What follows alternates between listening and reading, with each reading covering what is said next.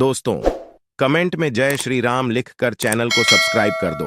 मेरे प्यारे साथियों, जब संसद भवन में वक्फ बोर्ड में क्या क्या बदलने जा रही है, सरकार किरण रिजिजू जी के भाषण में सुनते हैं। आर्टिकल 25 से लेकर के 30 तक किसी रिलीजियस बॉडी का जो फ्रीडम है, सबका पॉइंट्स को मैंने नोट भी किया। बहुत अच्छी तरह से सबका कंसर्न को भी हमने नोट किया है। मैं बारी बारी से कहना चाहता हूं। सबसे पहले तो सर, ये वक्फ अमेंडमेंट बिल ये पहली बार इस सदन में पेश नहीं किया गया है। अंग्रेजों के जमाने से लेकर के उससे पहले का लंबा इतिहास में मैं नहीं जाना चाहता हूं, लेकिन आजादी के बाद सबसे पहले ये एक्ट लाया गया है। 1954 में सबसे पहले ये एक्ट लाया गया था। उसके बाद कई अमेंडमेंट हुए सर। काफी अमेंडमेंट होने के बाद मैं पूरा इतिहास में नहीं जा रहा हूं, लेकिन जो अमेंडमेंट आज हम लाने जा रहे हैं इस सदन में, वो वक्फ एक्ट 1995, जिसको 2013 में अमेंडमेंट ला करके इस पूरा जो वक्त का पर्पस, इंटेंशन और जिसके उम्मीद में लोगों का सालों तक था कि इस अमेंडमेंट जो लाया इससे कुछ फायदा मिलेगा, उसको उल्टा करके 2013 में ऐसा प्रावधान डाला गया था जिसके वजह से आज ये अमेंडमेंट लेकर के हमको यहां सदन में आना पड़ रहा है। सर,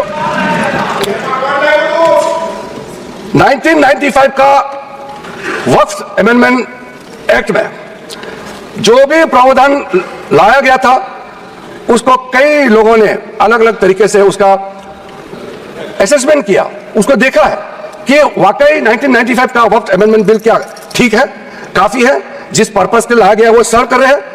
कई कमिटियां, कई लोगों ने इसका पूरा एनालिसिस किया है सर। मैं उसका आपके सामने में अभी रखूंगा, लेकिन यह पाया गया है कि 1995 का वक्फ अमेंडमेंट एक्ट ये बिल्कुल असक्षम रहा है, और जिस पर्पस के लिए एक्ट लाया गया है वो पर्पस सर्व नहीं हो रहे थे, और कई गलतियां, कई खामियां इसमें पाया गया है। उसके लिए कुछ कदम उठाया गया है। मैं आज इस सदन में आपके माध्यम से खास करके कांग्रेस पार्टी को कहना चाहता हूं, यह अमेंडमेंट आज सरकार इस सदन में ला रहे हैं, ये एक तरीके से आप लोगों ने जो भी कदम उठाया है, आप लोगों ने जो भी चाहा है, वो आप नहीं कर पाया, वही चीज करने के लिए हम आज ये अमेंडमेंट प्रपोज किया गया। अब जब मैं इसका विवरण दूंगा तो आप बिल्कुल सहमत होगा मैं जो आपके सामने में बात रख रहा हूं। और दूसरी बात, इसमें हम लोग सब चुने हुए प्रतिनिधि हैं। मैं अपना बात तर्क रखने से पहले ही बताना चाहता हूं, इस बिल का समर्थन कीजिए, करोड़ों लोगों का दुआ मिलेगा। अगर आप विरोध करोगे, चंद लोगों ने पूरा वक्फ बोर्ड को कब्जा करके रखा हुआ है, और आम मुसलमान लोगों को जो न्याय इंसाफ नहीं मिला, उसको सही करने के लिए यह बिल लाया गया है। इतिहास में दर्ज होगा कि यह बिल को कौन कौन समर्थन किया है और किसने विरोध किया है, यह इतिहास में नाम दर्ज होगा। इसलिए इस बिल का विरोध करने से पहले आप सोचिएगा करोड़ों गरीब महिलाओं का, बच्चों का, गरीब मुसलमानों का। सर, सबसे पहले मैं सर, जो खामियां ये 2014 से लेकर के आज तक, ये 1995 अमेंडमेंट एक्ट के बारे में मैं सिर्फ नहीं कह रहा हूं, हमसे पहले कांग्रेस के जमाने में भी कई यहाँ इस मुद्दे को लेकर के कमिटियां और अलग अलग जगह में इसका विवरण किया गया है। सबसे पहले सर 1976 में वक्फ इंक्वायरी रिपोर्ट पेश किया गया था, और 1976 वक्फ इंक्वायरी रिपोर्ट में जो बड़ा रिकमेंडेशन आया, मैं आपके सामने में पढ़ के सुनाना चाहता हूं। 1976 वक्फ इंक्वायरी रिपोर्ट में कहा गया है, सारा वक्फ बोर्ड्स जो है मुतवालिस के कब्जे में चले गए हैं, उसको डिसिप्लिन करने के लिए प्रॉपर कदम उठाया जाना चाहिए। 1976 वक्फ इंक्वायरी रिपोर्ट का दूसरा रिकमेंडेशन है, लिटिगेशंस और केसेस जो आपस में मतभेद इतना ज्यादा है, उसको सरल करने के लिए ट्राइब्यूनल सिस्टम को गठन होना चाहिए, उस समय का रिकमेंडेशन था। फिर उसने तीसरे पॉइंट ये कहा कि ऑडिट और अकाउंट्स, वक्फ बोर्ड में ऑडिट और अकाउंट्स का तरीका प्रॉपर नहीं है, उसका पूरा प्रबंधन होना चाहिए, ये उस समय का रिपोर्ट में कहा गया है। और आखिरी में it recommended the reforms in the category of waqf al aulad, बच्चों के लिए जो हम वक्फ देते हैं उसको सुधार लाना चाहिए। ये 1976 का रिपोर्ट में कहा गया है। उसके बाद सर जो हम आज थोड़ा विस्तार में जिसको मैं बताना चाहता हूं, दो कमेटियों के बारे में। ये दो कमेटी कांग्रेस के समय में ही बनाया गया था। सबसे पहले high level committee under justice Rajendra Sachar, ये सर 9 मार्च 2005 में गठन किया गया था। यूपीए का सरकार आ चुके थे और ये स्पेसिफिक मुसलमानों के लिए, उनके वेलफेयर के लिए ये गठन हुआ। और सचर कमेटी का जो रिपोर्ट है ये हम सब मालूम है, मैं सिर्फ रेलेवेंट पोर्शन आज इस सदन में बताना चाहता हूं। सचर कमेटी का जो पहला रिकमेंडेशन है, इसमें कहा गया है एनुअल इनकम जितना वक्फ बोर्ड का प्रॉपर्टीज है 4.9 लाख रजिस्टर्ड वक्फ प्रॉपर्टीज, ये सिर्फ 163 करोड़ ही आमदनी जनरेट होता है। ये किसी भी रूप से जस्टिफाई नहीं किया जा सकता है और इसको एफिशिएंट तरीके से, मार्केट तरीके से, जिस तरीके से मैनेज होना चाहिए सारा वक्फ प्रॉपर्टी को, अगर सही माने में उस समय उन्होंने कहा सचर कमेटी ने, तो उस समय 12,000 करोड़ रुपया पर एनम मिलता है और उस समय जनरेट हो रहा था 162 करोड़। लेकिन मैं साथ साथ ये भी कहना चाहता हूं, क्योंकि वो कमेटी का रिपोर्ट है और मैं माइनॉरिटी अफेयर्स का मंत्री होने के नाते जो हम लोगों ने स्टडी किया है, टोटल 8,72,320 वक्फ प्रॉपर्टीज हमारा जो वामसी जो पोर्टल है उससे पूरा डिटरमिन नहीं किया जा सकता है, लेकिन उसका मार्केट वैल्यू सचर कमेटी ने जो कहा है उससे कई गुना अधिक होने का संभावना है। यह एक आम अंडरस्टैंडिंग की बात है, सबको मालूम है वक्फ के पास कितना प्रॉपर्टी है, वक्फ बोर्ड के पास, और कितना आमदनी है।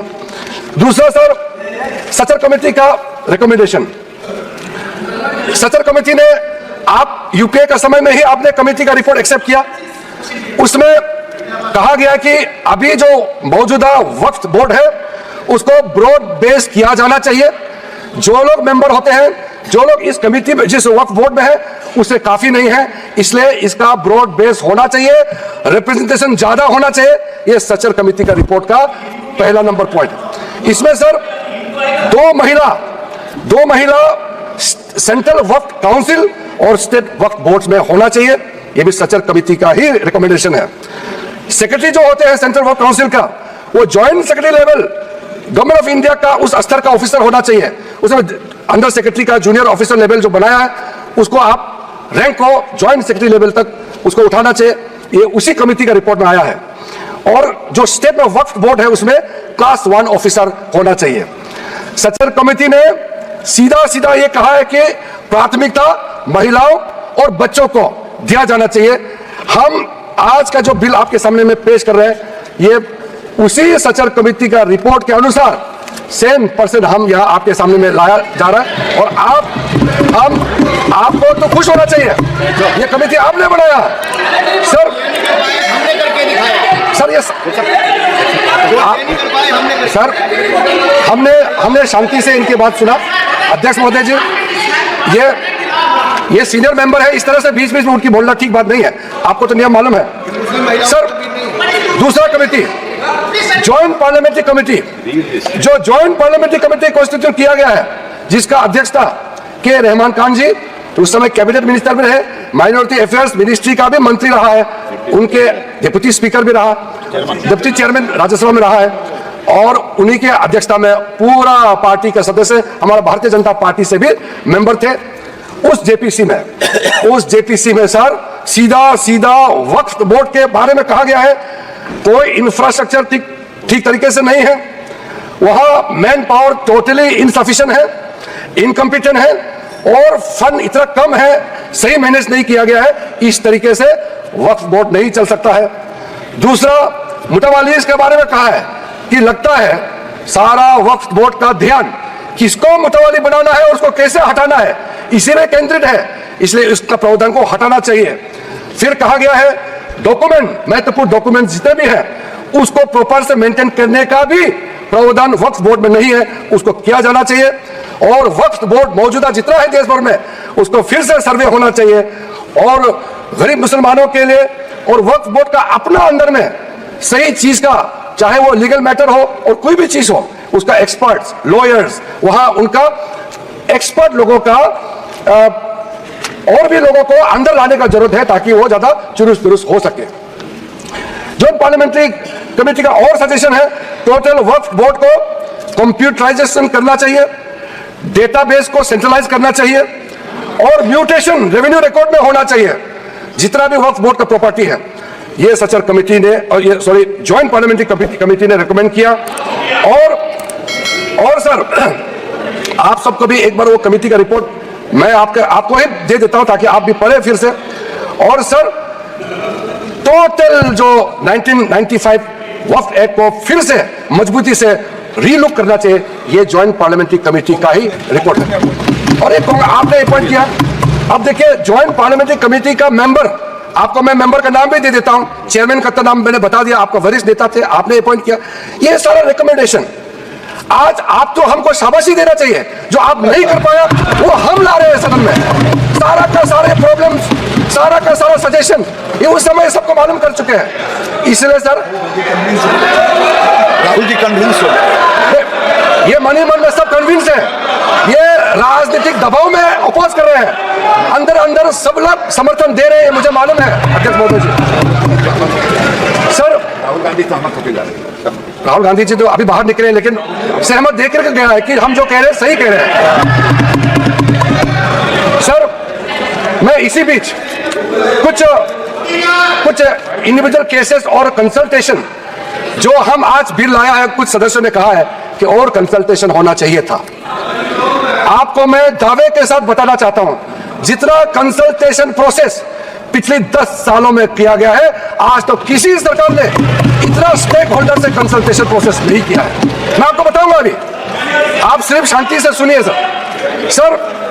मैं फिर से कहता हूं, जो संविधान का हवाला देकर के बिल का जो पर्पस को, मंशा को गलत धारणा दे करके मिसलीड करना चाहता है, मैं फिर से कहना चाहता हूं सर, अगर कोई भी बोर्ड हो या कोई भी इंडिविजुअल हो, अगर कुछ काम ऐसा करता है जिसको कोर्ट में रिव्यू करना है, तो इसमें सर गलत बात क्या है?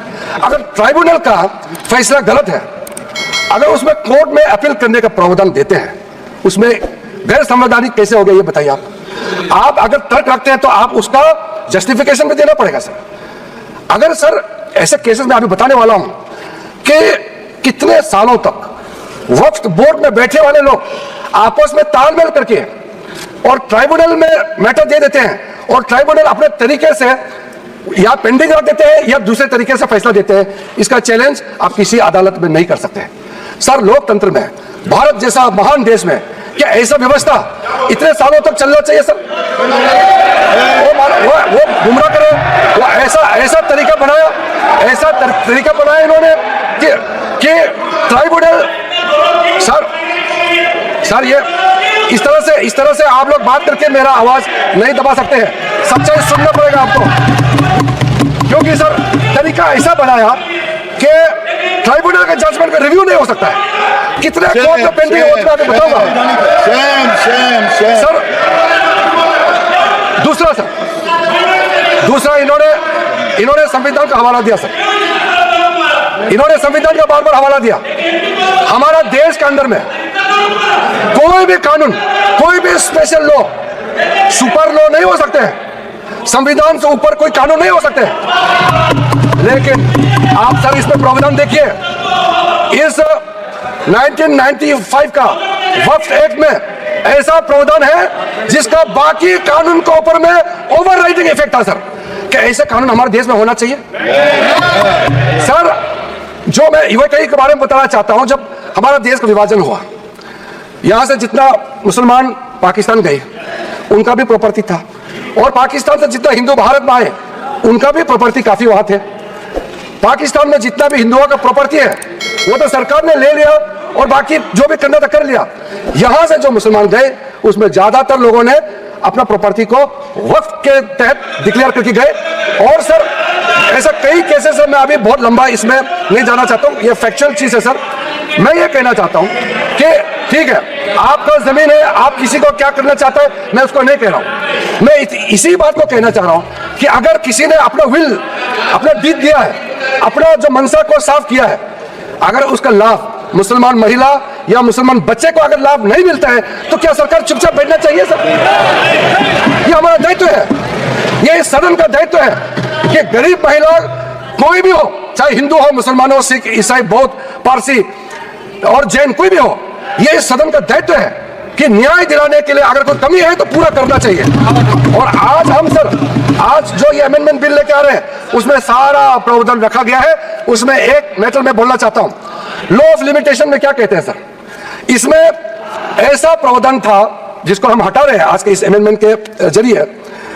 लॉ ऑफ लिमिटेशन में ऐसा था पुराने कानून में कि इतने साल तक आप अगर कोई अपील नहीं किया या उस समय उसका कुछ बीच में कुछ घटना हो गया या पुराने बहुत साल हो गए, अब लॉ ऑफ लिमिटेशन तो होना चाहिए ना सर, कोई सीमा तो होना चाहिए। लेकिन इन्होंने ऐसा किया कि मान लो कोई खड़ा होकर कहेगा कि 500 साल पहले मेरा बाप दादा का इस जगह में कोई कार्यक्रम चलता था, नमाज पढ़ा था या किसी ने कुछ किया है, सिर्फ एक बात बताने पर पूरा वो जगह को वक्फ प्रॉपर्टी डिक्लेयर किया जाता था। ऐसा नहीं कर सकते। लॉ ऑफ लिमिटेशन भी इसी संसद ने बनाया है और लॉ ऑफ लिमिटेशन को भी ओवरराइड कर दिया था ये 1995 वक्फ एक्ट ने सर।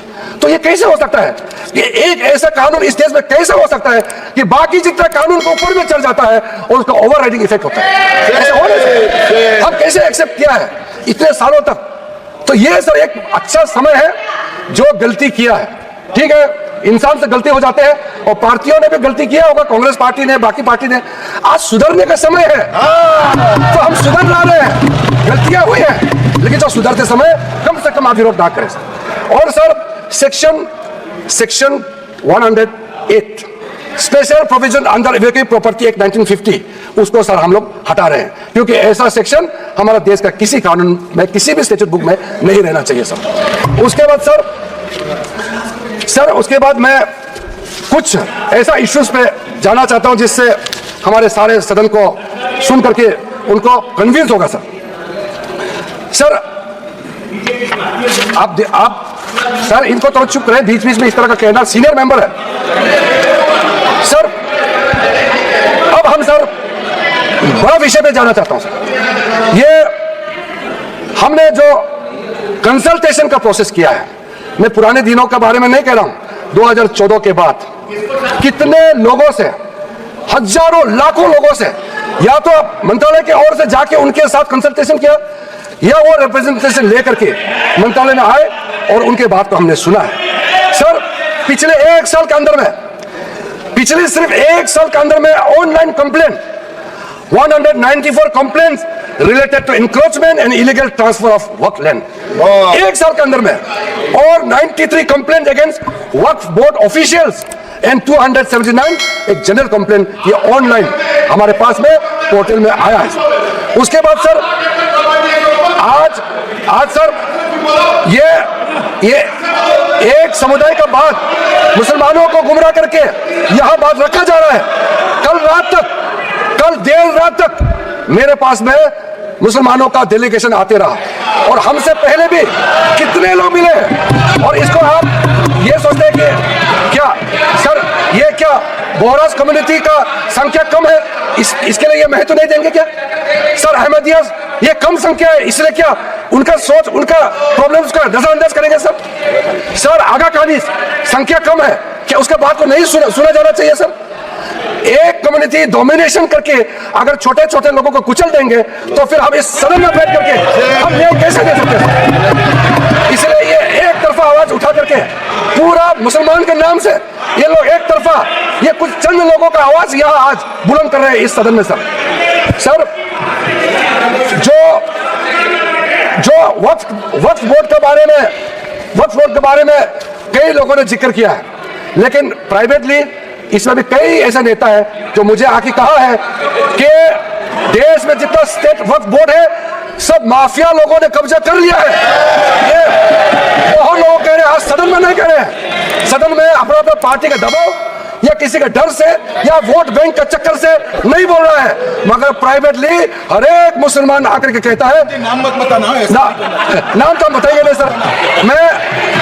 मैं आप लोगों का पॉलिटिकल ईयर में खराब नहीं कर दूंगा। कौन कौन सा एमपी ने मुझे आके बताया कि पार्टी विरोध कर रहा है लेकिन अंदर से हम साथ दे रहे हैं, मैं नाम नहीं लूंगा। मैं नाम लेकर के इन एमपी साथियों का पॉलिटिकल करियर को मैं बर्बाद नहीं करूंगा सर। सर कंसल्टेशन का जहां तक आता है सर, सबसे पहले बस हो गया सर।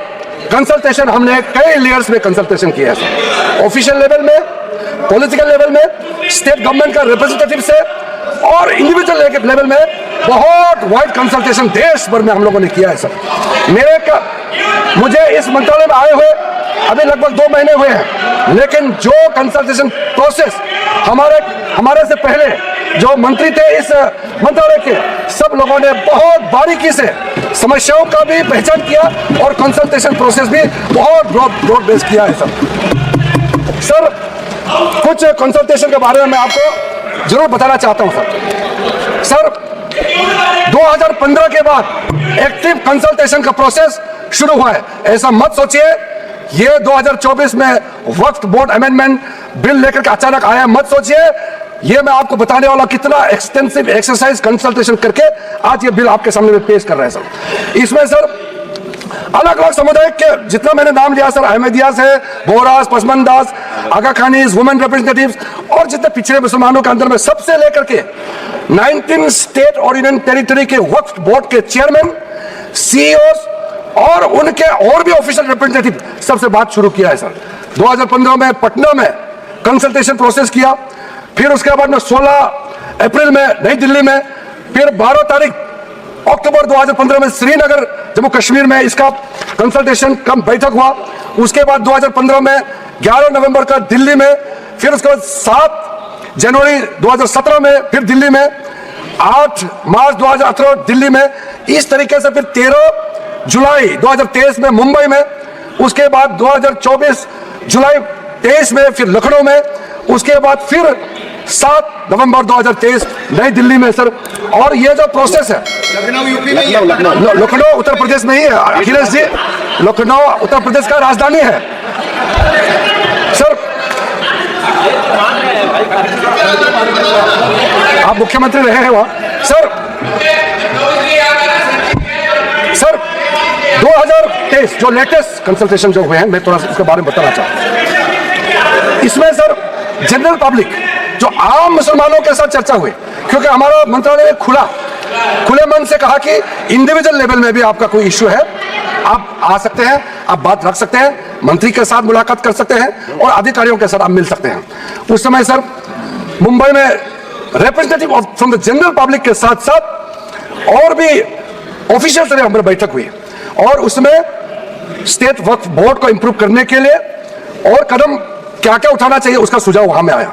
लखनऊ में जब बैठक हुई, लखनऊ में उत्तर प्रदेश स्टेट वक्फ बोर्ड के जो बाकी टॉप लेवल से भी सबसे बात हुई, चेयरमैन, सीईओ और आम लोगों से भी वहां सुनवाई हुई और वो भी बहुत एक्सटेंसिवली वहां बात हुई। और वहां ये वामसी पोर्टल आपके जो इंफॉर्मेशन वगैरह जितना हम शेयर करते हैं, ये सब के बारे में, वक्फ बोर्ड के प्रॉपर्टी के बारे में, कैसे उसका यूटिलाइजेशन होना चाहिए, कैसे मेंटेनेंस होना चाहिए, सारा चर्चा हुई। रिकमेंडेशन दिए कि ये अमेंडमेंट का जरूरत है, आपके लखनऊ से भी रिकमेंडेशन आया है। उसके बाद सर दिल्ली में मंत्री जी का अध्यक्षता में जो सेंट्रल वक्फ काउंसिल के चेयरपर्सन होती है उनकी अध्यक्षता में यहां दिल्ली में बैठक हुई, विज्ञान भवन में बैठक हुई और उसमें काफी इश्यूज है जो मैंने आपके सामने में रखा, सारे के सारे इश्यूज। उसी दौरान हर स्टेट, मैं अधिकारी का नाम नहीं बताऊंगा मगर मैं स्टेट का नाम जरूर बताना चाहता हूं। आंध्र प्रदेश से आए, आप सुनने का क्षमता रखेंगे तो मैं तो, आप लोगों ने इतना सवाल किया, मुझे तो लगता है कि कम से कम 3 घंटा मुझे बोलना चाहिए, इतना आप लोगों ने गलत धारणा यहां में फैलाया है सर। आंध्र प्रदेश, असम से, बिहार में सुन्नी वाला आए, दिल्ली का, गुजरात, हरियाणा, हिमाचल प्रदेश, जम्मू कश्मीर, कर्नाटका, मध्य प्रदेश, महाराष्ट्र, उड़ीसा, पंजाब, राजस्थान, तमिलनाडु, त्रिपुरा, तेलंगाना, उत्तराखंड और उत्तर प्रदेश का शिया और उत्तर प्रदेश सुन्नी दोनों इस बैठक में पार्टिसिपेट किया और पूरा डिटेल में ये जो आज हम अमेंडमेंट बिल लेके आए हैं, ये सारे चीजें आपके हर एक स्टेट का जब आपका प्रतिनिधि आए सभी ने ये कंसर्न रेज किया है और उसी को एड्रेस करके आज आपके सामने में मैं लेखा जोखा पेश कर रहा हूं सर। और सर मैं आपको ये भी बताना चाहता हूं कि ये जो वक्फ बोर्ड के बारे में आप जो बचाने का इतना जो कोशिश कर रहे हैं, इनका खिलाफ पूरा मुसलमान समाज के अंदर में वक्फ बोर्ड का जो मैनेजमेंट है और ट्राइब्यूनल के खिलाफ भी कितना आक्रोश है आपको अंदाजा नहीं है। इसमें सर इंडिविजुअल केसेस, मैं कुछ केसेस आपके सामने मैं जरूर बताना चाहूंगा ताकि वो दर्द आप भी महसूस करें। सर जो कुछ केसेस मैं आपके सामने में लाना चाहता हूं वो आप सबको जानना चाहिए एक इंसान होने के नाते।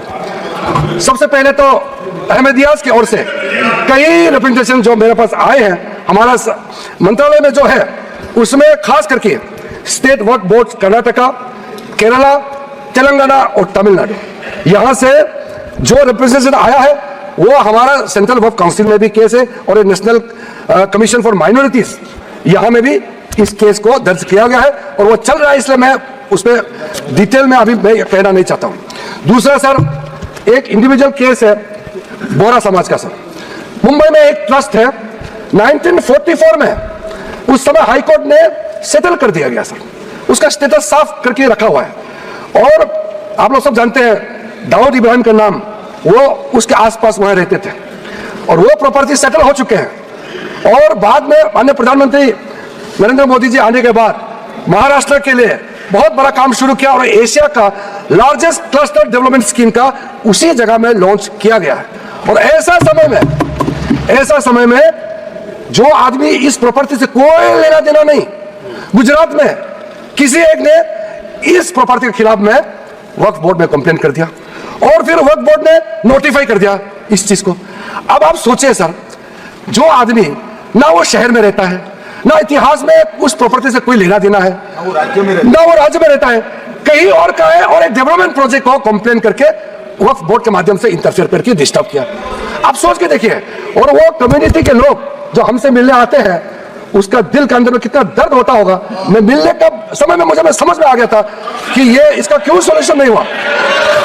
दूसरा सर, ये मीडिया में भी सर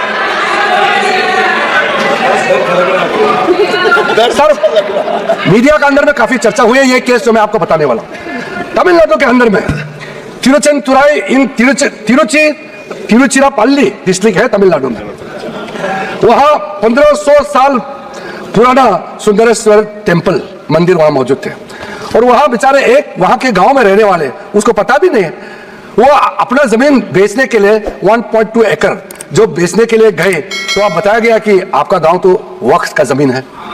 आप सोचिए, पूरा गांव को वक्फ प्रॉपर्टी डिक्लेयर कर दिया गया है। आप सोचिए, वो गांव का इतिहास 1500 साल पुराना है और सारे के सारे गांव को वक्फ का प्रॉपर्टी डिक्लेयर कर दिया गया है। इस तरह का जो चीज होते हैं, इसमें धर्म मत देखिए, इसको इस देश का नागरिक होने के नाते, विशेष रूप से हम लोग सब सांसद है इस सदन में, मेंबर ऑफ पार्लियामेंट होने के नाते, ये कौन सा स्टेट है, तमिलनाडु हो या उत्तर प्रदेश हो, ये मत देखिए। ये कैसा इस तरह का घटना हो गया कि आपको ये चिंता नहीं होती? आपको ये सब घटना सुन करके ये चिंतित होना तो स्वाभाविक होना चाहिए। सर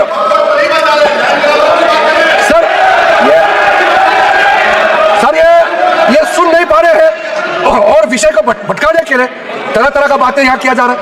सर सूरत म्युनिसिपल कॉर्पोरेशन के बारे में सोचिए, ये सब कोई प्राइवेट लैंड तो है नहीं। सूरत म्युनिसिपल कॉर्पोरेशन का पूरा हेडक्वार्टर को वक्फ प्रॉपर्टी डिक्लेयर कर दिया गया है। आप सोचिए सर, ये कैसे कर सकता है? आप सोच सकते हैं क्या? देखिए, मैं बाय डेफिनेशन मैं एक बहुत हूं, मैं हिंदू भी नहीं हूं, मैं मुस्लिम भी नहीं हूं, मैं क्रिश्चियन भी नहीं हूं, लेकिन मैं सब धर्म को मानता हूं। लेकिन इसको आप लोग बार बार धर्म को लेकर के मत देखिए। कोई भी इस देश का नागरिक सरकारी जो म्यूनिसिपल कॉर्पोरेशन क्या किसी का प्राइवेट प्रॉपर्टी है? हो सकता है क्या? म्यूनिसिपल प्रॉपर्टी का जमीन आप कैसे वक्त डिक्लेयर कर सकते हैं सर? Sit down, राजा। अब बैठिए, डिस्टर्ब मत कीजिए, फायदा नहीं है, फायदा नहीं है, मैं अभी ये नहीं करूंगा सर। मैंने शांति से आप लोगों का बात सुना है सर। कर्नाटका स्टेट का तो कमाल है सर, आप सुनिए ध्यान से। कर्नाटका स्टेट का 2012 में कर्नाटका माइनॉरिटी कमीशन का रिपोर्ट का सुनिए। जो रिपोर्ट मेरे सामने में आए हैं 2012 में कर्नाटका स्टेट माइनॉरिटी कमीशन के रिपोर्ट में कहा गया कि कर्नाटका वक्फ बोर्ड ने 29,000 एकर्स ऑफ लैंड को कमर्शियल पर्पस में कन्वर्ट कर दिया। और इसको अगर आप हिसाब किताब करोगे तो आप समझ सकते हैं। लेकिन सबको मालूम है वक्फ प्रॉपर्टी को किस पर्पस में आप इस्तेमाल कर सकता है। ये रिलीजियस पर्पस के लिए, चैरिटेबल पर्पस के लिए और पायस पर्पस के लिए यूज कर सकते हैं। लेकिन आप मनमानी कर रहे हैं। तो एक कर्नाटका स्टेट वक्फ बोर्ड का इतना मनमानी कर रहे थे तो कम से कम बाकी तो नहीं सही, कम से कर्नाटका से सीधा कांग्रेस एमपी तो कम से कम बोले ना इसमें। ये आंखों के सामने में इतना बड़ा घपला हो रहा है सर। एक इंडिविजुअल केस फिर मैं साइड करना चाहता हूं। डॉक्टर बारिया बुशरा फातिमा का केस सर, ये लखनऊ का है अखिलेश जी। ये चिंता नहीं करो। और ये शायद आप मुख्यमंत्री थे तो उस समय ये आपको किसी ने बताया नहीं क्या? बेचारे वो महिला अपने बच्चे के साथ में किस मुश्किल हालात में जी रहे हैं, किस मुश्किल हालात में जी रहे हैं। लेकिन अगर हम वक्फ बोर्ड का जो अभी सिस्टम है अगर अमेंडमेंट नहीं किया गया तो जो प्रॉपर्टी इनका पिताजी जो अगर गुजर जाएंगे तो ये सारा प्रॉपर्टी उसको और उसको बच्चे को नहीं मिलेंगे। तो क्या हम इंटरव्यू नहीं करना चाहिए ऐसे समय में? उनको इंसाफ देने के लिए क्या हमको कदम नहीं उठाना चाहिए? तो इसलिए सर ये इसमें आप धर्म को मत जोड़िए, इंसाफ की नजर से देखिए सर। देखो ये कांग्रेस वाले का यही प्रॉब्लम है। सवाल उठाया और जब मैं क्लैरिफिकेशन दे रहा हूं फिर बताते हैं कि इसको कमेटी में चर्चा करेंगे। सर इल्जाम लगा करके भागने का कोशिश मत करो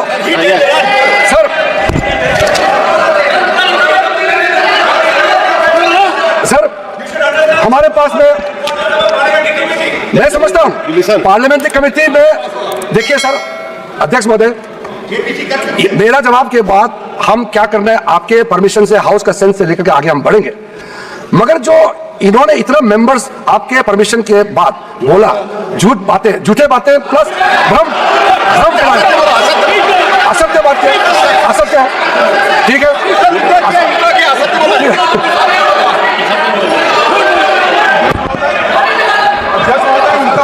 वाजिब है, झूठ शब्द प्रयोग यहाँ नहीं हो सकता, सत्य नहीं है ऐसी बातें जो बताए इससे रिप्लेस कर देना।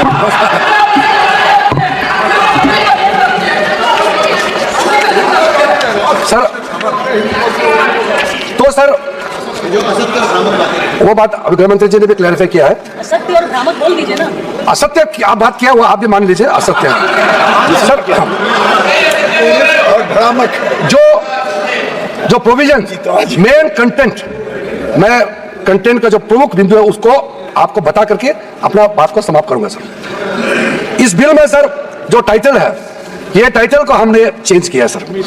टाइटल इसलिए है कि जब बिल पेश करता है तो उसका एक फ्यूचरिस्टिक विजन और इंटेंट सामने में आना चाहिए सर। अब ये बिल आज जो पेश किया जा रहा है उसका नाम होगा United Waqf act management empowerment efficiency and development act 1995। Short में उम्मीद, इसलिए मैं उम्मीद करता हूं कि आप जरूर इस बिल के प्रावधानों को समझते हुए आप पुरजोर समर्थन करेंगे सर। एक टाइटल जो है हमने डेफिनेशन में जो चेंज कर रहे हैं, जो भी किसी भी प्रॉपर्टी को जो अगर आप डिक्लेयर करना चाहते हैं तो डिक्लेयर करने का आपका अधिकार तो होना चाहिए। 2019 में जो चेंज किया वो बहुत डेंजरस था सर। 2013 में क्या किया, कोई भी आदमी वक्फ डिक्लेयर कर सकता है। हमने कहा बिल्कुल नहीं कर सकते हैं, जो मुसलमान है वही वक्फ क्रिएट कर सकते हैं और नॉन मुसलमान नहीं कर सकते। नहीं तो सर ये फ्यूचर में जब जवाब देते समय हम डिटेल बोलेगा कि इसका डेंजरस कोनोटेशन क्या हो सकता है। और किसी को भी आप वक्त टाइटल डिक्लेयर करने के लिए इजाजत देंगे तो फिर ये कैसे हो सकता है सर? इसलिए हमने पुराना सिस्टम, ये 2013 का, हम पुराने सिस्टम में, पुराने डेफिनेशन में वापस जा रहे हैं सर। अब सर इन्होंने कलेक्टर्स के बारे में काफी आपत्तिजनक उन्होंने याद दर्ज कराया। कलेक्टर जो डिप्टी कमिश्नर होते हैं, क्या कोई पर्टिकुलर पॉलिटिकल पार्टी अपॉइंट करते हैं क्या? वो रेवेन्यू उसी के पास रहते हैं जी, रेवेन्यू का रिकॉर्ड कलेक्टर के पास ही रहते हैं सर। और ये बोलते हैं कि कलेक्टर के पास ये रेवेन्यू वाला काम कलेक्टर को नहीं देना चाहिए। तो कलेक्टर का काम क्या बताइए फिर? आप बताइए। कलेक्टर बनाया इसलिए रेवेन्यू रिकॉर्ड देखने के लिए। मुझे समझ में नहीं आया किस चीज को विरोध कर रहे हैं सर। ये रेवेन्यू ऑफिसर होते हैं सर। इसलिए सर जब सर्वे कमिश्नर का कामकाज को लेकर के इतना जो रिकमेंडेशन मैंने बताया, वो ऑब्जेक्शन सिर्फ हमने नहीं किया, जितना कमेटियां आपने बनाए हैं, पार्लियामेंट्री कमेटीज, ज्वाइंट कमेटी बनाया, पार्लियामेंट में क्वेश्चंस आया है, अलग अलग तरीके से रिप्रेजेंटेशन आया है, ये सब आपके समय के हैं। उसी समय में ही सचर कमेटी बनी है, उसी ने कहा है कि ये प्रॉब्लम सर्वे कमिश्नर में है, इसलिए रेवेन्यू रिकॉर्ड का साथ जोड़ के सारा प्रॉपर्टी का वैलिडेशन होना चाहिए और जिला कलेक्टर को इसमें लाना चाहिए। ये आप ही का रिपोर्ट है, हम तो सिर्फ इंप्लीमेंट कर रहे हैं सर। इसलिए इतना उत्तेजित होकर के आप लोगों को यहां अपोज करने का कोई जरूरत नहीं सर। दूसरा सर, इस प्रावधान, इस बिल में हमने जो एक प्रावधान रखा है, ट्राइब्यूनल्स जो बने हैं, हम ट्राइब्यूनल को खत्म नहीं कर रहे हैं। पहले ट्राइब्यूनल में 3 मेंबर होते थे, अब हम प्रावधान रख रहे हैं कि इसमें एक जुडिशियल और एक टेक्निकल मेंबर होगा। और अगर वो समझ में नहीं आया, मैं अभी सर उसमें हमने ये कहा है कि जो टेक्निकल मेंबर है, अगर वो एब्सेंट होता है तो एक जुडिशियल, सर इनको मालूम नहीं है इस देश में जितना भी ट्राइब्यूनल बनाते हैं, कमीशन बनाते हैं, और इतने जज ही बनाया जाता है। जितना ट्राइब्यूनल में उसमें टेक्निकल मेंबर जो होते हैं वो अधिकारी को बनाया जाता है, लेकिन जो जुडिशियल मेंबर होता है वो रिटायर्ड जज ही होते हैं। इतना तो समझना चाहिए, 5 बार MP हो चुके हैं सर। हम लोग 7 साल आए लोकसभा में, इतना तो जानना चाहिए। हम लोग एक समय चुन के आए, एक समय हम लोग एक साथ में आए थे, अभी तो इसको ये मालूम नहीं है सर। टोटल केस ट्राइब्यूनल्स के अंदर में 12,792 केसेस आज वक्फ बोर्ड्स में पेंडिंग है, 19,207 ट्राइब्यूनल्स में पेंडिंग है। क्यों इसको हम लोग डिस्पोज नहीं कर सकते हैं? क्या आप चाहते हैं कि ऐसे ही पड़े रहे? आप सोचिए सर। इसलिए सर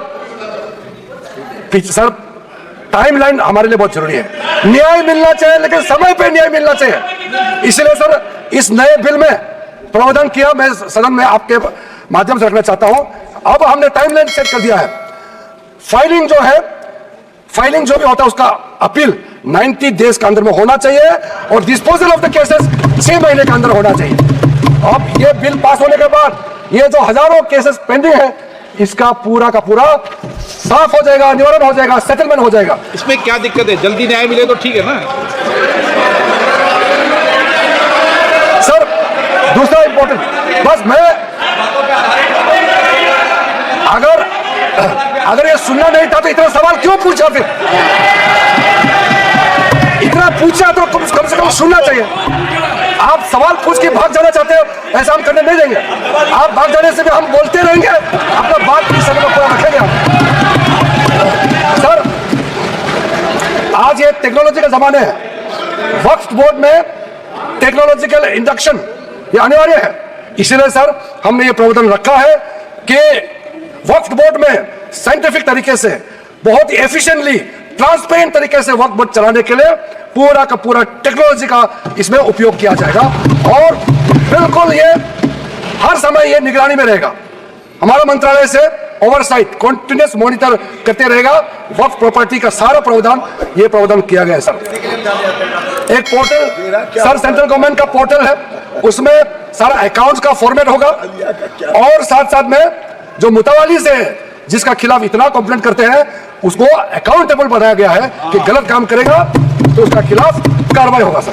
और सर मंत्रालय ने ये सारा पोर्टल को गति शक्ति इकोसिस्टम के साथ हम लोगों ने इंटीग्रेट करने का पॉलिसी प्रोसेस शुरू कर चुके हैं सर। सर एक बहुत महत्वपूर्ण जो मैं कहते हुए मुझे अच्छा लग रहा है, अब जो नया बोर्ड होगा सर, सेंट्रल वर्क काउंसिल और स्टेट वर्क बोर्ड होगा, इसमें महिलाओं का रिप्रेजेंटेशन अनिवार्य हो गया है। महिला इसमें रहेंगे और इसमें मुस्लिम महिला और जितना अलग डिनोमिनेशन है, बोहरास, आगा खानीज और अदर बैकवर्ड क्लासेस अमंग्स मुस्लिम, इनको भी हमने बोर्ड में स्थान देने का निर्णय किया गया। अब हम लोग सब यहाँ मेंबर ऑफ पार्लियामेंट है। हमारा कॉन्स्टिट्यूंसी में हर धर्म के लोग हैं। अभी ये दादा बोल रहे थे कि मेरा कॉन्स्टिट्यूंसी मुसलमान है क्या? मेरे कॉन्स्टिट्यूंसी में बहुत मुसलमान वोटर है। इसको बताइए।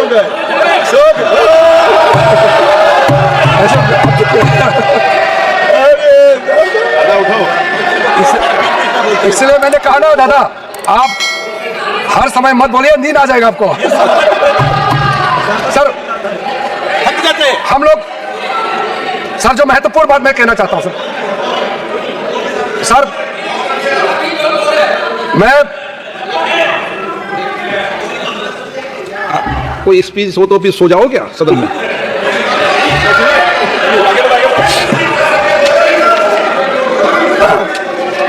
वो कल रात क्या कर रहे थे मैं नहीं पूछूंगा उसको। सर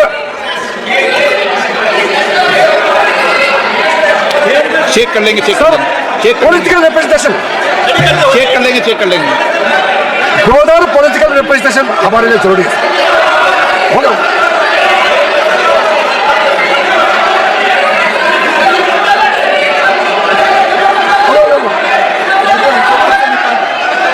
उसको निकाल दीजिए सर। मैं इसको देख लूंगा, कार्रवाई से हटा दूंगा।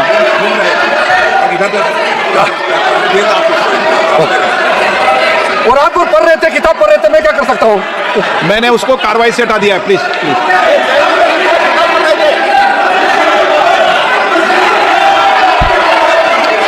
हो गया। सर मैं पॉलिटिकल रिप्रेजेंटेशन के बारे में कहना चाहता हूं। हम सबका कॉन्स्टिट्यूंसी में हिंदू भी हो सकता है, मुसलमान हो सकता है, क्रिश्चियन हो सकता है, बौद्ध हो सकता है, पारसी, सिख सब हो सकते हैं। इसलिए मेंबर्स ऑफ पार्लियामेंट को किसी भी धर्म से जोड़ना सही नहीं है। हमने ये नहीं कहा कि वक्फ बोर्ड में इस धर्म को लेके आना चाहिए, हम नहीं कह रहे। हम ये कह रहे मेंबर ऑफ पार्लियामेंट वहां मेंबर होना चाहिए। अब वो मेंबर ऑफ पार्लियामेंट अगर हिंदू है या अगर क्रिश्चियन है तो हम क्या कर सकते हैं? अगर किसी कॉन्स्टिट्यूंसी से किसी एमपी को चुन के भेज दिया by virtue of being member of parliament, अगर वो बोर्ड में मेंबर होता है तो क्या हम उसको चेंज कर देना चाहिए उसके धर्म को? ये बेसिक बात है सर। इसलिए सर ये बिना मतलब का ये इशू उठा रहे सर। उसके बाद सर अब मैं सर एक इंपॉर्टेंट बात बताना चाहता हूं। वक्त बोर्ड को अच्छा से चलाने के लिए वहां टैलेंटेड लोग चाहिए, जानकारी लोग चाहिए। ऐसे किसी को आप उठा करके किसी वक्त में मेंबर नहीं बना सकते हैं सर।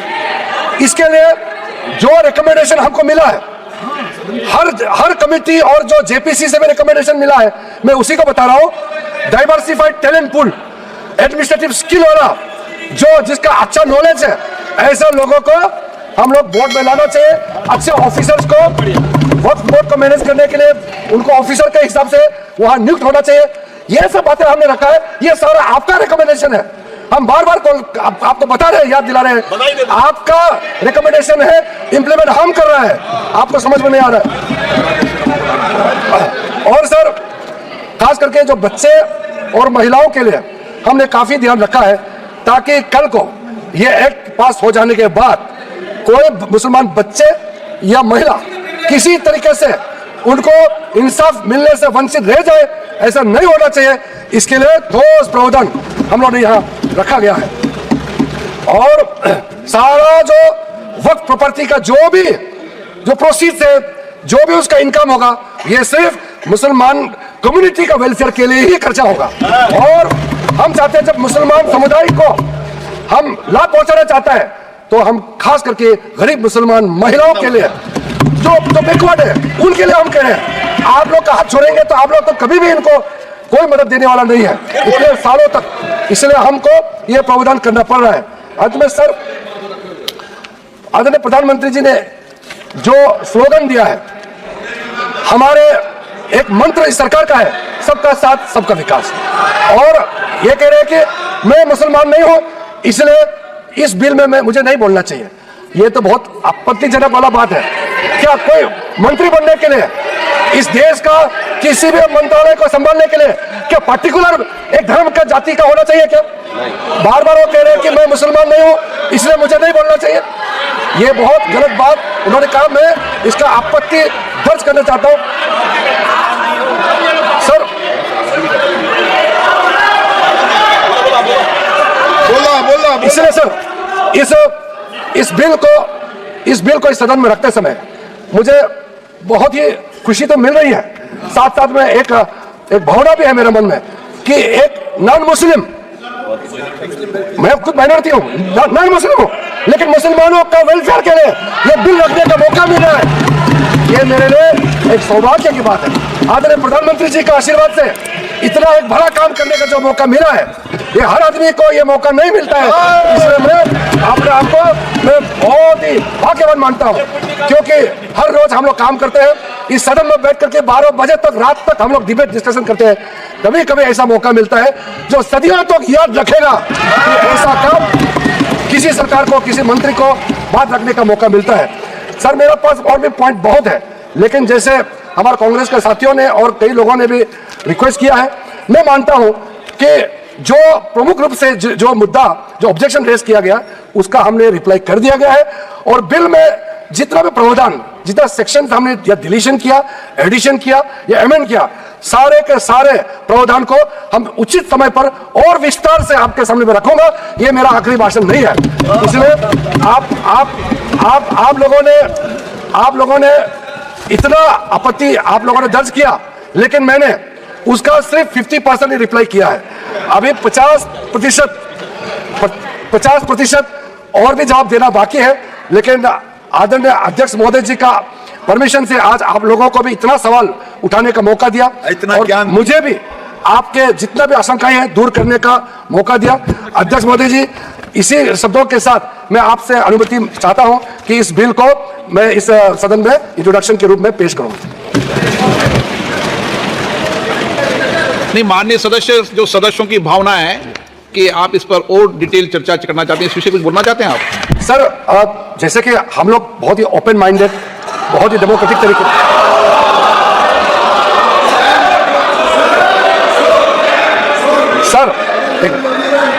सर ये जो इनका बर्ताव है, इसको देख करके मैं एक बात कहना चाहता हूं। हम तो नए एमपी बन के आए थे, हम पीछे बैठते थे पुराने सदन में। जब यूपीए का नया सरकार बना था, हम लोगों ने कुछ रिक्वेस्ट किया, और सदन में उनके नाम नहीं लेना चाहता हूं, जो सीनियर लीडर है, उन्होंने सदन में उठ के कहा, आप लोग का काम अपोज करना है, लेकिन सरकार सुने ना सुने सरकार का मर्जी है। उस समय हम लोग कहते थे। आज हम इतना खुले दिल से कह रहे हैं कि आपने रिक्वेस्ट किया, सारा सदन सबने कहा कि इस बिल पे और भी चर्चा होना चाहिए, स्क्रूटनी होना चाहिए। क्यों नहीं? हम इसके लिए भागने वाला नहीं है, क्योंकि इसमें हमारा मनसा साफ है, हमारा कदम साफ है। किस चीज से डरना है? किसी भी कमिटी में जाके इसको स्क्रूटनी करना है, हम स्वागत करते हैं सर, इसमें पीछे हटने का सवाल नहीं है। जब हम छुप के कोई गलत काम करता है तब भागते हैं, हम भागने वाला नहीं है। इसलिए अगर किसी कमिटी में जाना है, हम सर अपने सरकार की ओर से हम पक्ष रखना चाहते हैं कि ज्वाइंट पार्लियामेंट्री कमेटी गठन करके इस बिल को रेफर किया जाए, और फिर ऑल पार्टी अपने संख्या के हिसाब से वहां पे विस्तार से चर्चा करें, और स्टेक होल्डर से बुला करके जो भी सुनना है, आप इस कमेटी को अधिकृत रूप से यहां से आप पास कर दीजिए। और भविष्य में हम खुले मन से इस तरह का आपका सजेशन हम जरूर सुनेंगे, लेकिन देश के लिए जो सही है हम जरूर करेंगे। इसी बातों के साथ आपको बहुत बहुत धन्यवाद देना चाहता हूं।